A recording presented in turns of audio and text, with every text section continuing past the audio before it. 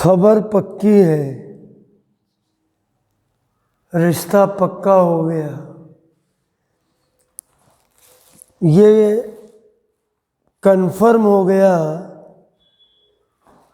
कि यूपी में जो एग्ज़ाम्स हैं सेमेस्टर 1 के बीएससी के, वो 24 जनवरी से नहीं होंगे।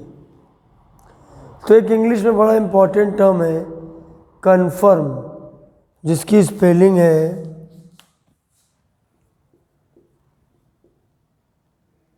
FIRM, पक्का करना।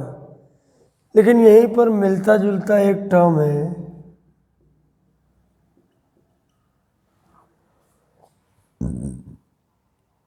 कन्फर्मेशन, होता है कन्फर्मेशन। सिर्फ ये O और I का फर्क है। I लगाते ही जो पक्का वाला टर्म है वो एक केमिस्ट्री का टर्म बन जाता है, उसको कहते हैं कन्फॉर्मेशनल आइसोमेरिज्म।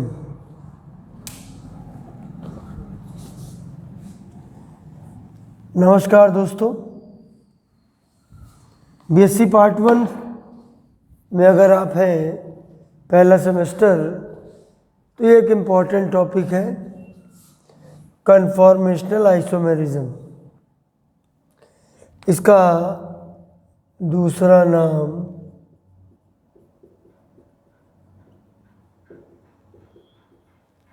कन्फॉर्मेशन भी होता है।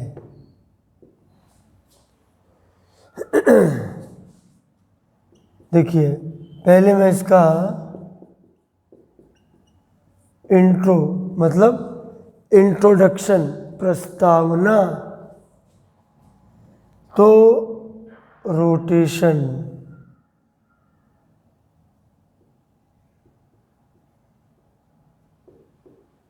अराउंड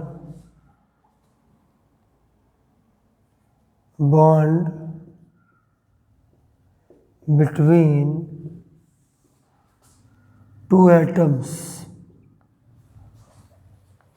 किसी बॉन्ड के इर्द गिर्द रोटेशन होना, घूर्णन होना,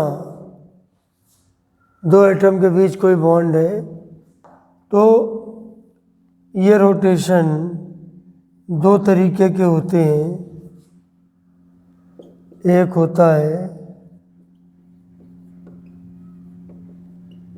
फ्री रोटेशन,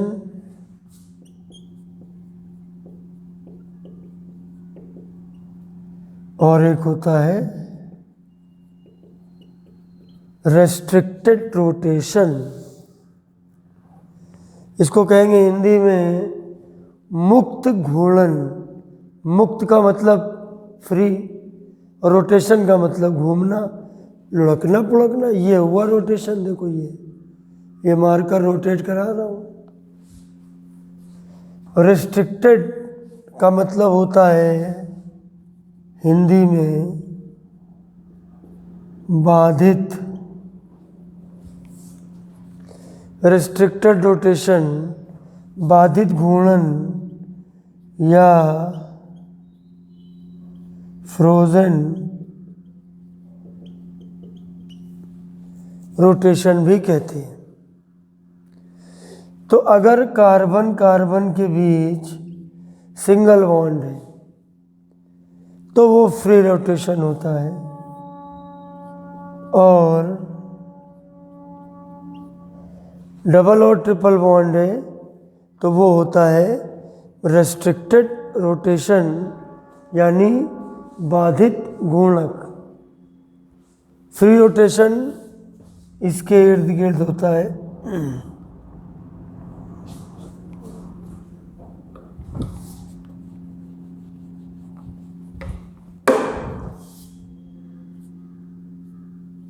ये देखिए, ये सोचिए, एक कार्बन एटम ये है, दूसरा कार्बन एटम ये है, दोनों को जोड़ दिया और जोड़ने के लिए सिंगल बॉन्ड का यूज़ किया। तो एक पिन ले ली, पतली पिन को अंदर आर पार कर दिया, यहाँ से यहाँ तक आर पार कर दिया। तो आप देख सकते हो ये फ्री रोटेशन पॉसिबल है, ये फ्री रोटेशन पॉसिबल है। लेकिन अगर यहाँ पर 2 पिन लगा दें, एक पिन इधर लगा दे, एक पिन ऊपर लगा दे, तो ऐसे नहीं घूम सकता है। ये घूम सकता है, ये तो पूरा घूमना हुआ। लेकिन किसी बॉन्ड के सहारे परिता अराउंड बॉन्ड के ऐसे रोटेट करना सिंगल बॉन्ड में संभव है, डबल ट्रिपल में नहीं। इसमें फ्री रोटेशन पॉसिबल है। इसमें इनमें रिस्ट्रिक्टेड रोटेशन और या फिर फ्रोजन रोटेशन होता है। अभी मैं आपको बता रहा हूँ रोटेशन के बारे में। अब उसके बाद हम लोग पढ़ेंगे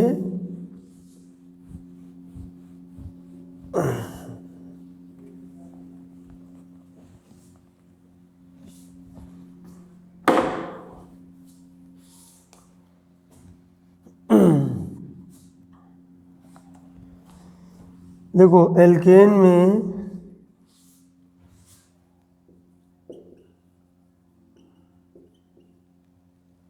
होता है फ्री रोटेशन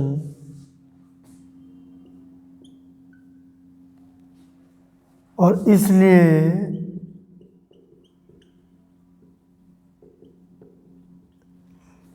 एल्केन शो करते हैं कन्फॉर्मेशन।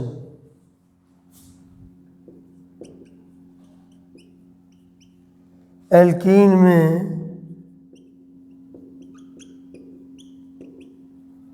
रेस्ट्रिक्टेड रोटेशन, तो ये शो करते हैं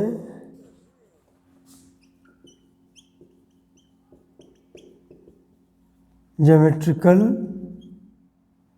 आइसोमेरिज्म। और मैं अपनी क्लास में इसको पढ़ा चुका हूँ।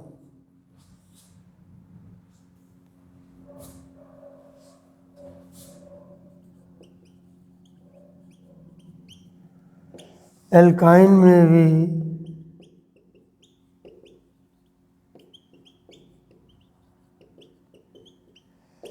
लेकिन इसमें कुछ भी नहीं होता है भाई। एल्काइन में 2 ही H होते हैं, जैसे ये है आपका ट्रिपल बॉन्डेड कार्बन, तो यहाँ 2 ही ग्रुप हो सकते हैं ए बी।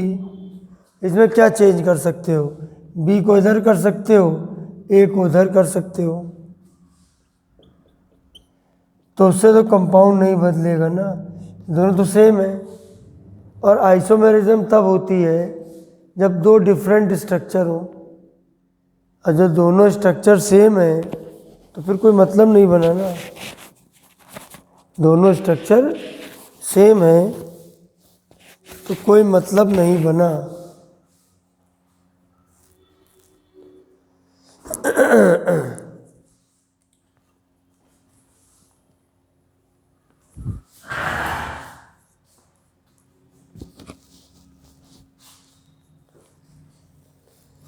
ठीक है,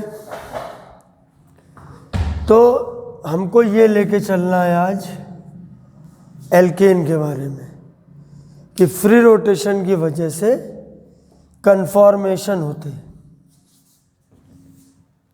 ठीक है,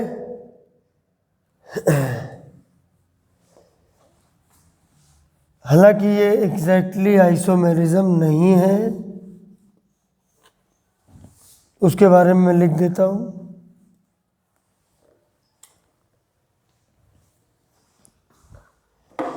देखिए अभी आप लोग के एग्ज़ाम कैंसिल नहीं किए गए हैं, यूनिवर्सिटी में अलग अलग प्रपोजल्स हैं।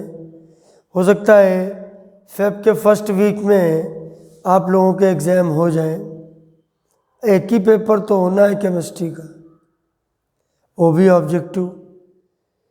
और हो सकता है 15 फरवरी तक हो जाए, और हो सकता है कि फर्स्ट सेमेस्टर के एग्ज़ाम को वो लोग मार्च में ले जाएं।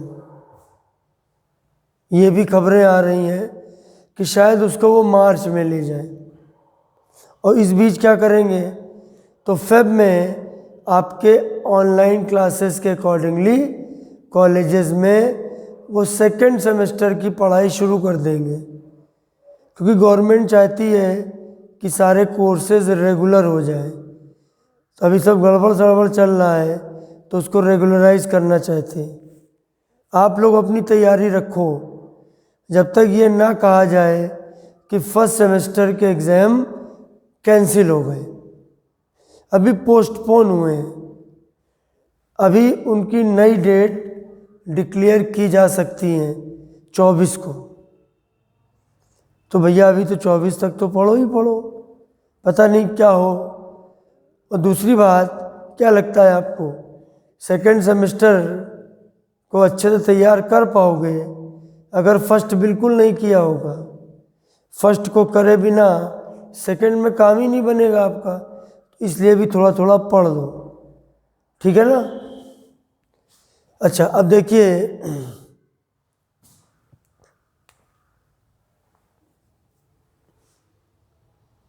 कन्फॉर्मेशनल आइसोमेरिज्म में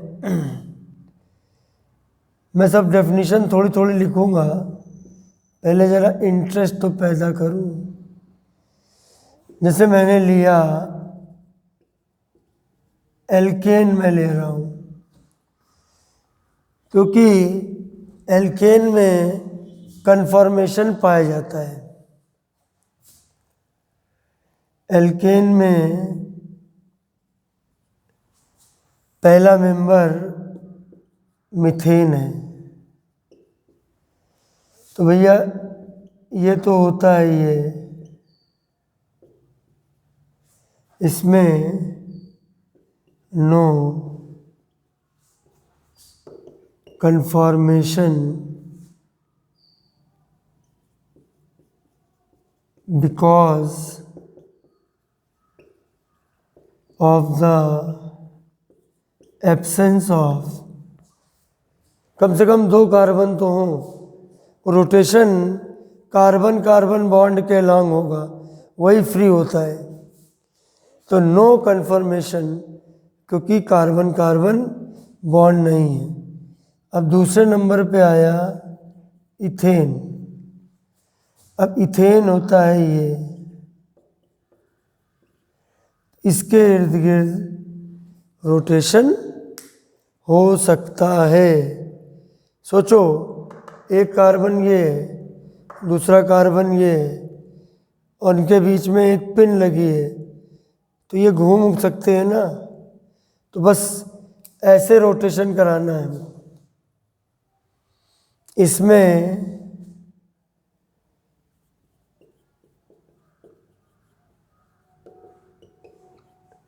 कन्फॉर्मेशन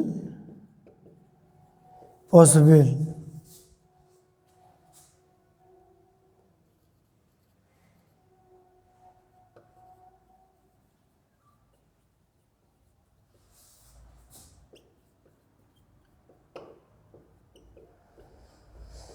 और मेंबर में भी, यानी प्रोपेन, ब्यूटेन, पेंटेन, हेक्सेन, उन सब में भी पॉसिबल है, ठीक है। मीथेन में नहीं पॉसिबल है। तो मैं इथेन पे आता हूँ, पहले साफ कर रहा हूँ। ऑब्जेक्टिव पेपर है, तो मैं पहले आपको ज़रा बढ़िया तरीके से समझा दूँ, और फिर मैं कुछ थ्योरी के पॉइंट भी लिख दूँगा।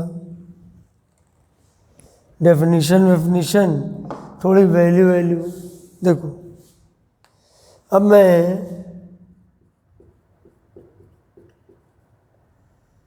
कन्फॉर्मर्स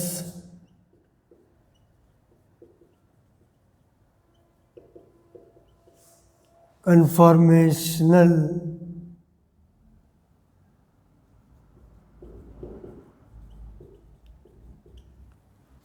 हिंदी में मैं इसके बारे में नहीं कुछ मालूम है,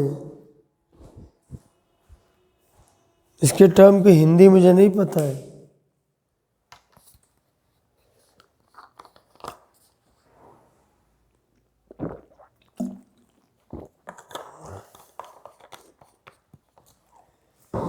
जो थोड़ा बहुत मालूम है वो मैं बता दूंगा आपको, बाकी ज़्यादा नहीं मालूम है। आइसोमर्स और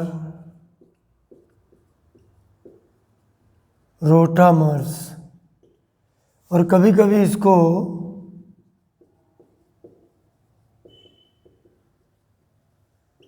रोटेशनल आइसोमर भी कहते हैं of ethane.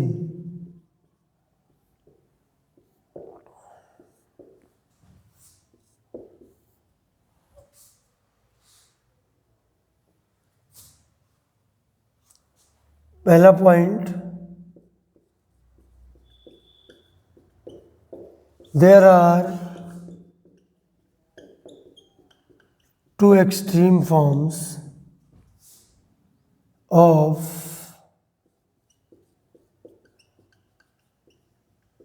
conformers of ethane।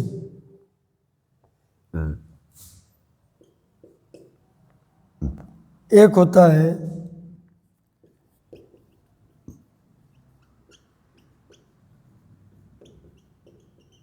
Staggered form, एक होता है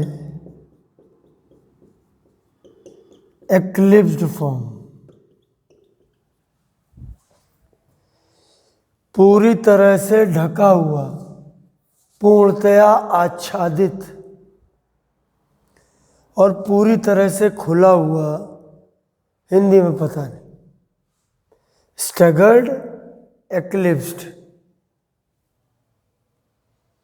दो एक्सट्रीम फॉर्म होती हैं। स्टैगर्ड फॉर्म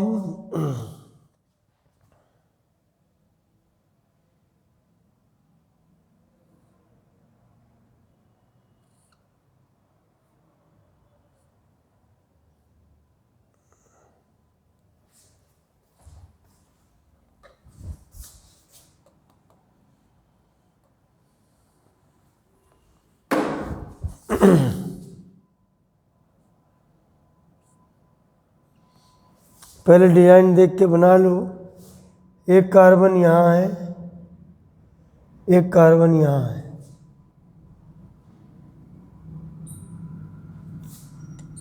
एक कार्बन ये है, एक कार्बन ये है, ये हाइड्रोजन है, ये हाइड्रोजन है, ये हाइड्रोजन है, ये हाइड्रोजन है, ये हाइड्रोजन है, ये हाइड्रोजन है। एक ऐसे लिखने का तरीका होता है, ये नंबर ए पे लिख रहा हूं मैं, इसको बोलते हैं सॉ-हॉर्स प्रोजेक्शन या फॉर्मूला। एक कार्बन ये, एक कार्बन ये H इधर इधर इधर और ये इधर इधर इधर। अभी सब समझ में आएगा, धैर्य रखना। एक्लिप्स फॉर्म देखो ऐसे बनाते हैं, एक कार्बन दूसरा कार्बन, एक कार्बन में ऐसे और दूसरे में भी ऐसे ही है। मतलब जैसे ये डंडी बनाई वैसे ये डंडी बनाओ, जैसे ये डंडी बनाई वैसे ये बनाओ, क्योंकि ये H है 3।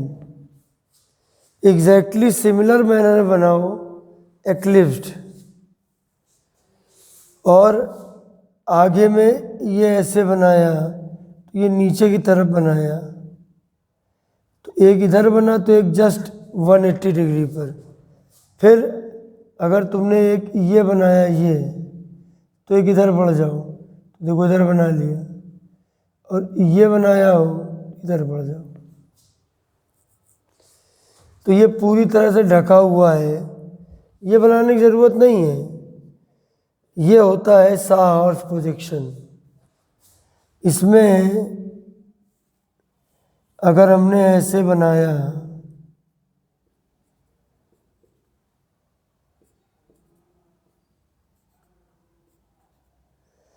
तो ये होता है फ्रंट कार्बन। आप किसी मॉलिक्यूल को, जैसे मैं इसको देख रहा हूँ या आप इसको देखिए, ऐसे ये डंडी लगी हुई है, ये डंडी है, तो एक कार्बन यहाँ है, एक कार्बन यहाँ है, फिर इससे एक डंडी ये एच एच एच, एक डंडी ये। जब इस डंडी के ठीक पीछे ये डंडी होगी, तो आप अगर इसको देखोगे, आगे की डंडी से पीछे की डंडी, डंडी का मतलब बॉन्ड, छुप जाएगा। और ऐसे ही ये डंडी है तो ये वाली छुप जाएगी, और इस वाली से ये वाली छुप जाएगी।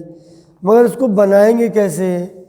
तो साहॉर्स प्रोजेक्शन ऐसे बनता है। एक है स्टैगर्ड, पूरी तरह से खुला हुआ, और एक है एक्लिप्स्ड, पूरी तरह से ढका हुआ। तो ढके में, एक्लिप्स में क्या है, ये डंडी इधर है यूँ, तो पीछे भी यूँ है। लेकिन स्टैगर्ड में अगर एक डंडी यूँ है तो पीछे की डंडी यूँ है, एक डंडी अगर यूँ है तो पीछे की डंडी ये है, बिल्कुल 180 डिग्री एंगल पे। तो ये होती हैं, देखिए, दो एक्सट्रीम फॉर्म सभी में, सिर्फ इथेन में ही नहीं, सभी में यही दो होती हैं। एक होती है स्टैगर्ड और एक होती है एक्लिप्स्ड, और ये है साहॉर्स प्रोजेक्शन। मतलब घोड़े को देखा, साहॉर्स। और ये देखो, ये है फ्रंट कार्बन और ये है रियर कार्बन। रियर माने दूर वाला,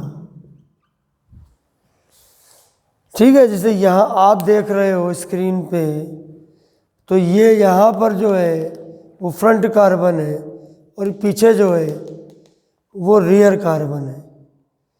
ऑब्जर्वर के पास वाला कार्बन फ्रंट कार्बन, ऑब्जर्वर से दूर वाला कार्बन रियर कार्बन, ठीक है।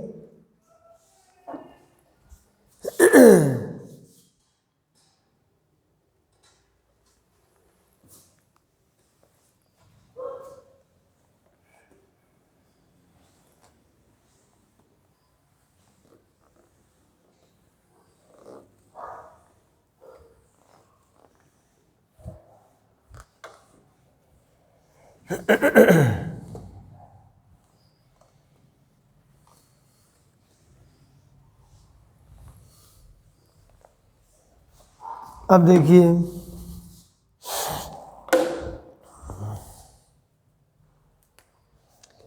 बी नंबर में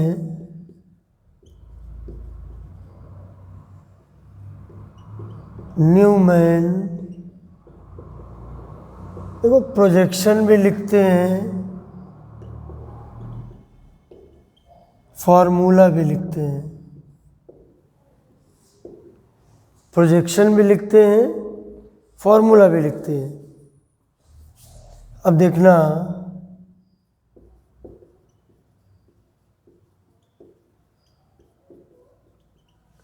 स्टैगर्ड फॉर्म, एक्लिप्स्ड फॉर्म। देखिए, ये जो न्यूमैन प्रोजेक्शन है ना, ये बेस्ट है। हम लोग हमेशा न्यूमैन प्रोजेक्शन का ही इस्तेमाल करते हैं। पहले कभी 100 हॉर्स चलता था, लेकिन जब न्यूमैन ने अपना प्रोजेक्शन दिया, 100 हॉर्स का काम ख़त्म। 100 हॉर्स का काम ख़त्म। और कैसे आया मैं दिखाता हूँ। स्टेगर्ड फॉर्म, पूरी तरह से खुला हुआ। पहले एक गोला बनाया। गोला जो होता है वो रियर कार्बन है। देखो, नियर और रियर, नियर का मतलब फ्रंट और रियर का मतलब दूर, तो ये दूर वाला है, इससे कुछ जुड़ा हुआ। ये फ्रंट वाला है। न्यूमैन प्रोजेक्शन में फ्रंट वाले कार्बन को डॉट से, रियर वाले को सर्किल से। मैं होता तो मैं उल्टा रखता कन्वेंशन, लेकिन न्यूमैन ने कुछ सोच के रखा होगा। शायद मैंने उतनी आगे तक कन्फर्मेशन किए नहीं, लेकिन मुझे लगता है कि जो चीज़ पास में है वो छोटी होती है, बड़ी होती है, और जो दूर है वो छोटी होती है। लेकिन आपको याद रखना पड़ेगा, डॉट फ्रंट कार्बन है, सर्किल रियर कार्बन है। अब देखो, आपने ऐसे बना दिया और ये बना दिया,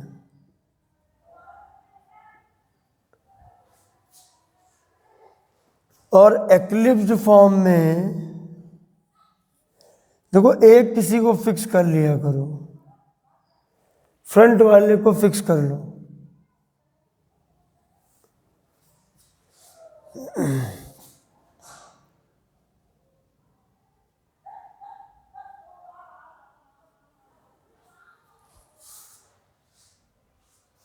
एच एच एच, सब एच है। देखो, इन स्ट्रक्चर में जो बिंदी होती है वो होती है फ्रंट कार्बन, और जो चक्री होती है वो होती है रियर कार्बन। और आपको पता है, फ्रंट कार्बन से एच जुड़े हुए हैं और रियर से भी एच जुड़े हुए हैं। तो एक फार्मूला ये है, एक फार्मूला ये है। इसमें ये वाला जो बिंदी के साथ, जो डॉट के साथ ये बॉन्ड है, और जो सर्किल के साथ ये बॉन्ड है, ये एग्जैक्टली आगे पीछे है। तो जब आगे से हम देखेंगे तो पीछे वाला उसमें छुप जाएगा, ढक जाएगा। तो अगर छुपा हुआ है तो हम थोड़ा सा झांक के देखेंगे, तो करेंगे झांक। अगर आपके सामने मैं ऐसे दो मार्कर रख रहा हूँ, आप ऐसा प्रॉपर अलाइनमेंट देखिए आपका है, तो आपको आगे वाले दिख रहा है, पीछे वाला नहीं दिख रहा है। लेकिन जैसे ही आप थोड़ा झांक के अगल बगल करके देखोगे तो पीछे वाला दिखने लगेगा। तो है एग्जैक्टली सीध में, लेकिन थोड़ा खिसक के देखा ऐसा दिखा, नहीं तो पीछे वाला दिखेगा ही नहीं फिर। तो ये है तुम्हारा स्टैगर्ड और ये है तुम्हारा एक्लिप्स्ड फॉर्म। ये होते हैं इसके दो ऐसे फॉर्म जिसको हम कहते हैं कि ये इसके दो एक्सट्रीम फॉर्म है।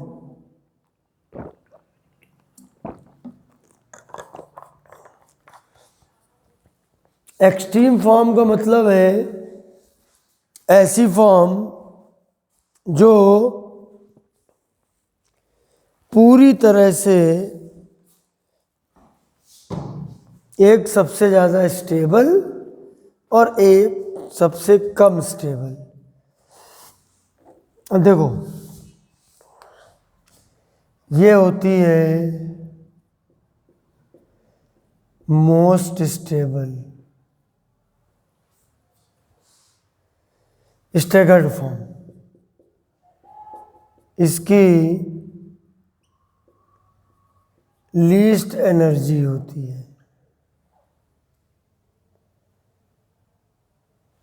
ये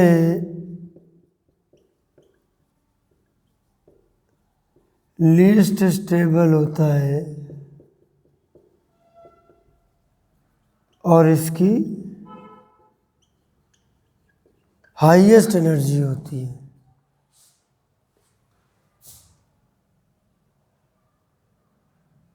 इसकी लोएस्ट एनर्जी होती है। भाई जिसकी एनर्जी ज़्यादा होगी उसकी स्टेबिलिटी कम होगी। तो मैंने क्या बताया कि दो एक्सट्रीम फॉर्म, एक स्टैगर्ड फॉर्म, दूसरी एक्लिप्स्ड फॉर्म। स्टैगर्ड फॉर्म ऐसे बनती है, आप देखो ये पूरे खुले खुले हैं, ठीक है।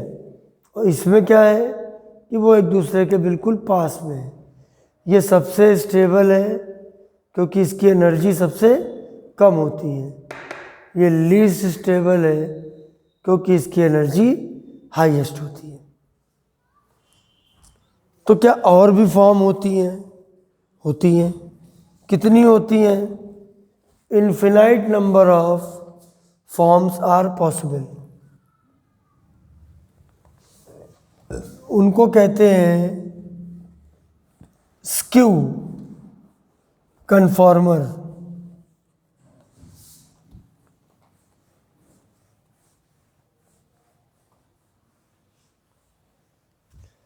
अगर ये पूरा कंप्लीट नहीं हुआ एक वीडियो लेक्चर में, तो एक मैं और बनाऊंगा,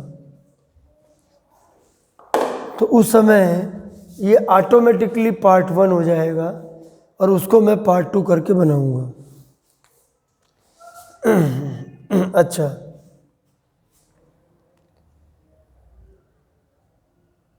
अब देखिए, एक अब जरा डेफिनेशन बनाने की ज़रूरत है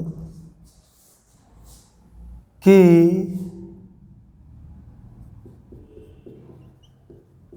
if we rotate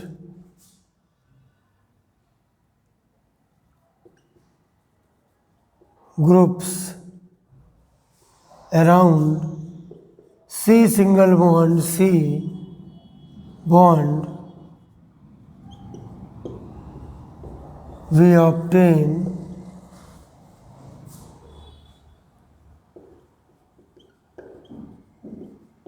infinite number of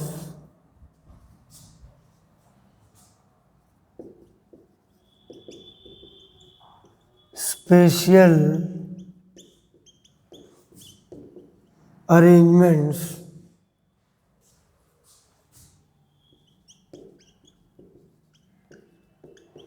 which are called conformation.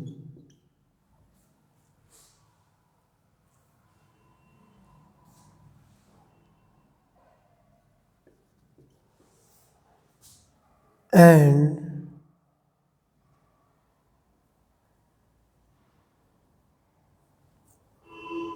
conformational isomers and the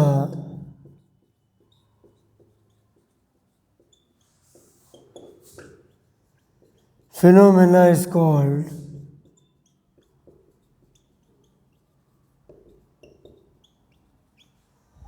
conformational isomerism. ध्यान से डेफिनेशन को समझिए। क्या लिखा है? इफ वी रोटेट ग्रुप्स, अगर हम ग्रुप को रोटेट कराएं around C single bond C bond, and we obtain infinite number of spatial arrangement, आकाशीय व्यवस्थाएं which are called conformational isomers, and the phenomena is called conformational isomerism. जब हम उसको rotate करते हैं इन्फिनाइट नंबर ऑफ हमको form मिलती है। देखिए मैंने डेफिनेशन भी लिख दी।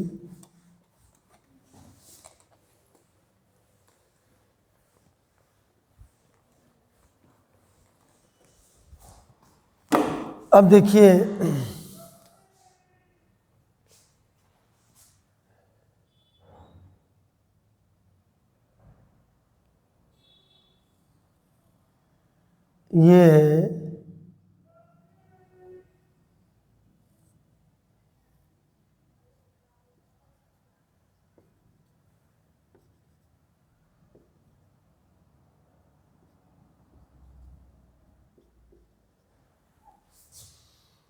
ये है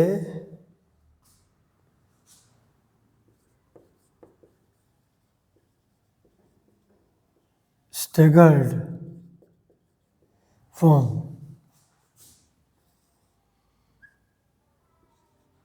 60 degree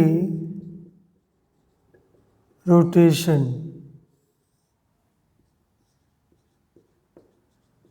60 degree rotation.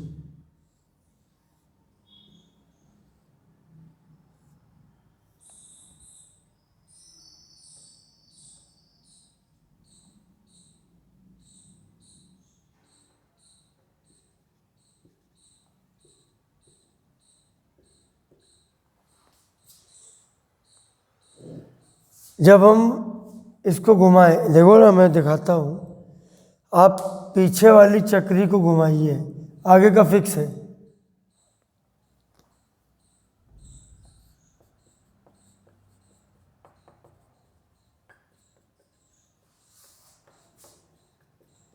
Keeping front carbon fixed,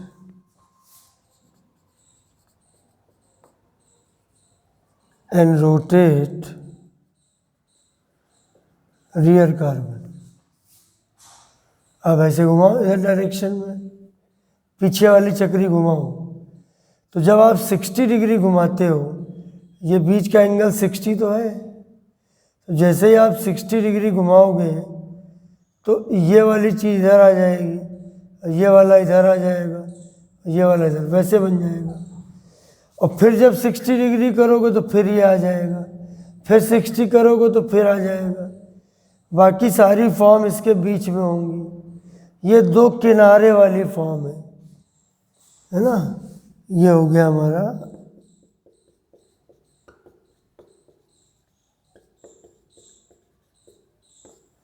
eclipse form. Front को फिक्स रखा, रियर को घुमाया, 60 डिग्री के बाद स्टैगर्ड से एक्लिप्स्ड, फिर 60 के बाद एक्लिप्स से स्टैगर्ड, फिर स्टैगर्ड से एक्लिप्स्ड। यही दोनों फॉर्म मिलती हैं। एक जो सबसे ज़्यादा स्टेबल, जिसकी एनर्जी सबसे कम, और एक वो जो सबसे कम स्टेबल, जो सबसे कम स्टेबल उसकी एनर्जी सबसे ज़्यादा। ये इसकी एनर्जी सबसे कम, इसकी एनर्जी सबसे ज़्यादा, क्योंकि एटम पास में है तो इलेक्ट्रॉनिक रिपल्शन ज़्यादा है।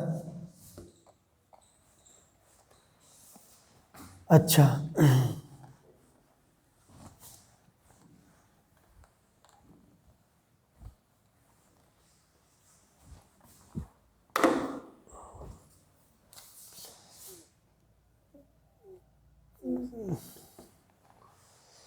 अच्छा, बिटवीन स्टैगर्ड फॉर्म या conformer and eclipsed form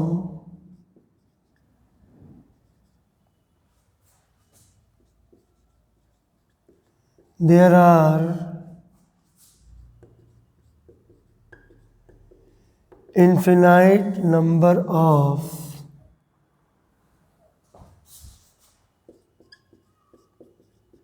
conformers called skew conformer।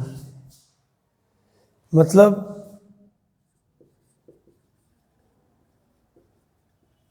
Staggered form,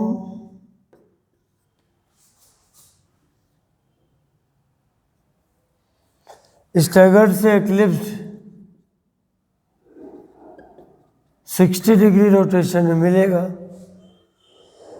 लेकिन 60 डिग्री में अगर हम एक जनरल हम लोग अपने हिसाब से करें तो 1 डिग्री, लेकिन हम और अगर उसका लेवल और छोटा कर दें तो 1 डिग्री के अंदर 60 मिनट होते हैं और 1 मिनट के अंदर 60 सेकंड होते हैं। तो यहाँ से लेकर यहाँ तक थोड़ा थोड़ा घुमाएं, 1 डिग्री फिर 2 डिग्री ऐसे घुमाएं तो बहुत सारे मिलेंगे, उनको बोलेंगे स्क्यू कन्फॉर्मर्स। वो उतने काम के नहीं हैं। हमारा काम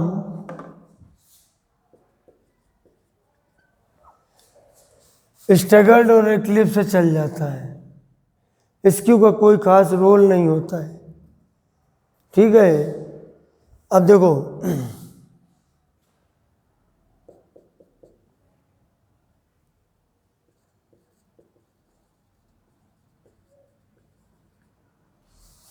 staggered form is the most stable form, so most, देखो ये भी कहते हैं इसको dominant form. It means molecules are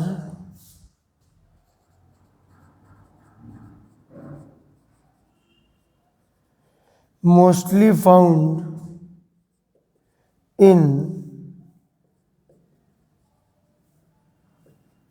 staggered form। ज़्यादातर मॉलिक्यूल स्टैगर्ड फॉर्म में रहते हैं क्योंकि ये सबसे स्टेबल फॉर्म है। मोस्ट डोमिनेंट फॉर्म इसको कहते हैं।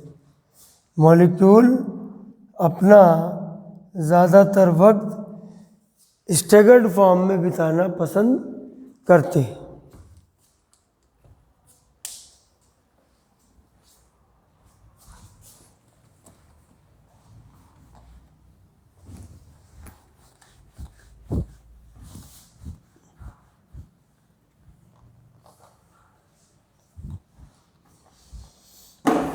अच्छा, अब जैसे ये आपने बनाया,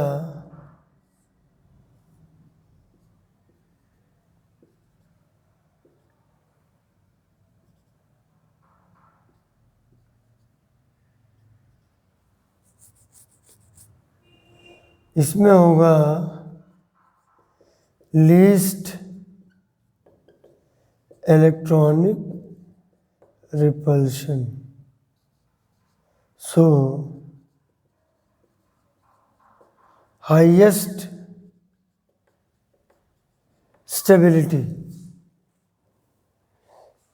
और ये जो आगे वाला बॉन्ड और पीछे वाला बॉन्ड, इनके बीच का जो ये एंगल है, ये एंगल, ये 60 डिग्री है। इसको बोलते हैं डाईहेड्रल एंगल। डाईहेड्रल एंगल, और वो कितना है? 60 डिग्री। 60 डिग्री होता है उसका डाईहेड्रल एंगल। ठीक है, और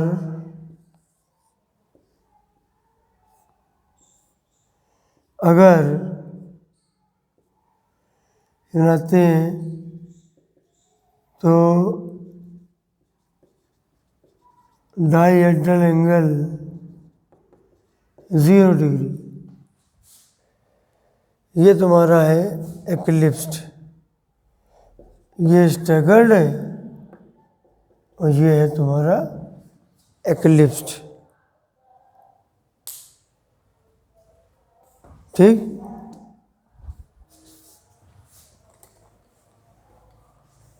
इसको बोलते हैं डाइहेड्रल एंगल। अच्छा, फिर यहाँ पर अगर हम बात करें डिस्टेंस की कि भाई जो बॉन्ड है उनके बीच की यहाँ डिस्टेंस क्या है,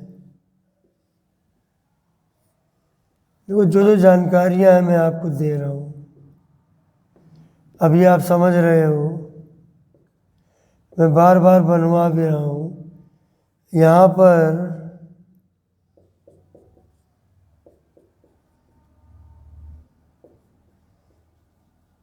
इंटरन्यूक्लियर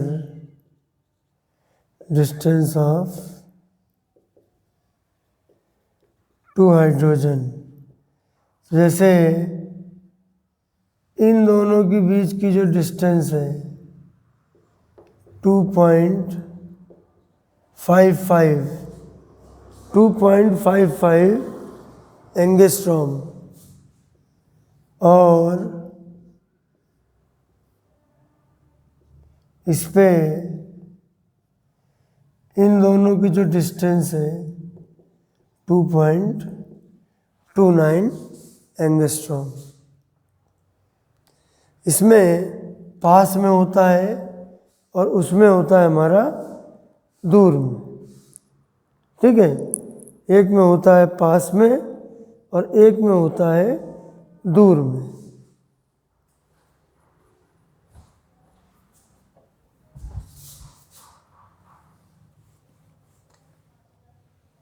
पूरा नहीं हो पाएगा लग रहा है मुझे, इसको मान लो पार्ट 1 है।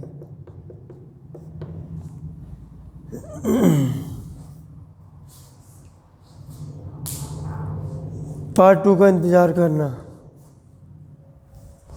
अब देखो,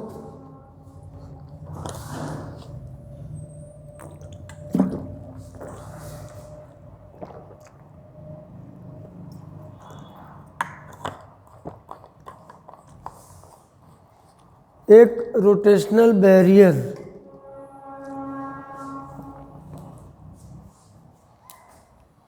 एक है रोटेशनल बैरियर, वो है 2.9 किलो कैलोरी पर मोल। ये किसके लिए है? फॉर इथेन के लिए। 1 कैलोरी में 4.2 जूल होता है, ये करीब करीब 12 किलो जूल पर मोल होता है। ये सब चीज़ें पूछ देंगे, मैं सब बताता चल रहा हूँ। It is energy difference between eclipsed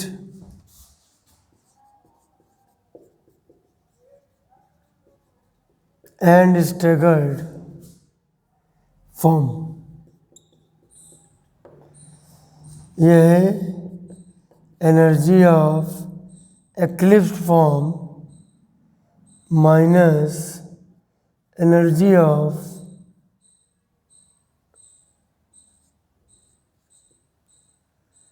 staggered form. इन दोनों की एनर्जी का जो डिफरेंस है 2.9 किलो कैलोरी पर मोल होती है, ये वैल्यू होती है। सो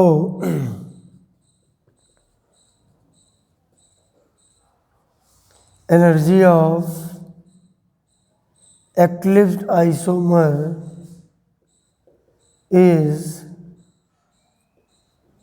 greater than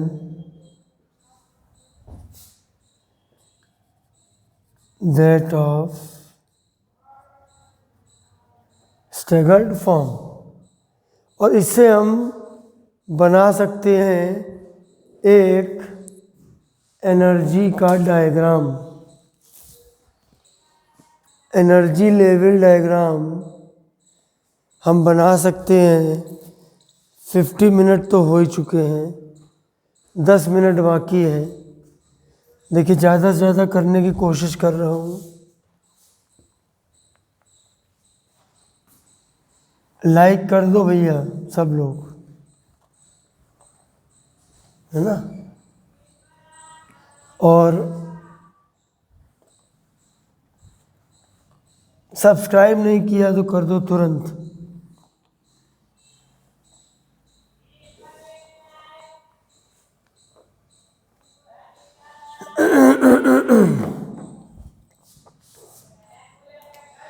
अब देखो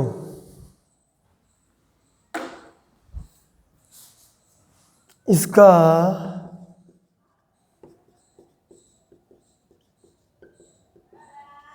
पोटेंशियल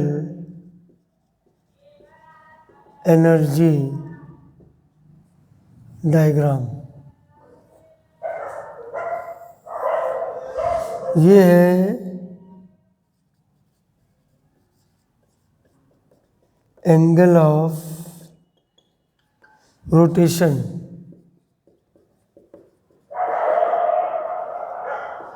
और ये है पोटेंशियल एनर्जी, ये है पोटेंशियल एनर्जी। तो ये एंगल अगर आप इसको डायग्राम बना के देखोगे तो देखो मैं बना के दिखाता हूँ आपको।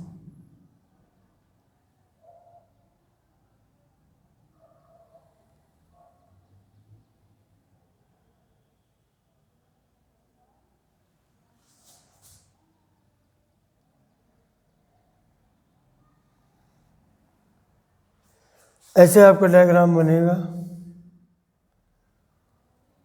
ये 1 लिखा, यहाँ 2 लिखा, 3, 4, 5 एंड सो ऑन। ये है स्टैगर्ड, ये है एक्लिप्स, ये है स्टैगर्ड, ये है एक्लिप्स, ये है स्टैगर्ड। तो ये चलता है। और एंगल देखो,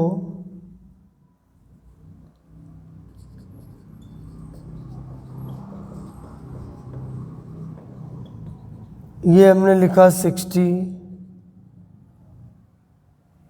ये हो गया 120, ये हो गया 180, ये हो गया 240, ये हो गया 60। मान लो ये 60 पर है, स्टैगर्ड है। इसकी एनर्जी देखो कम है, इसकी एनर्जी कम होगी वो स्टेबल ज़्यादा होगी, इसकी एनर्जी ज़्यादा है। और इन दोनों का जो ये डिफरेंस है, ये ले लिया, ये ले लिया 2.9 किलो कैलोरी। ये मैंने जो बनाया है ये इथेन के लिए है। तो ये है हमारा पोटेंशियल एनर्जी डायग्राम, ठीक है। अब इसमें जैसे इथेन का बता दिया, ऐसे ही ब्यूटेन है, प्रोपेन है, ब्यूटेन है और साइक्लोहेक्सेन है। तो ये बताना है। एक वीडियो लेक्चर और चाहिए, अगले टर्न में बताऊंगा। जय हिंद।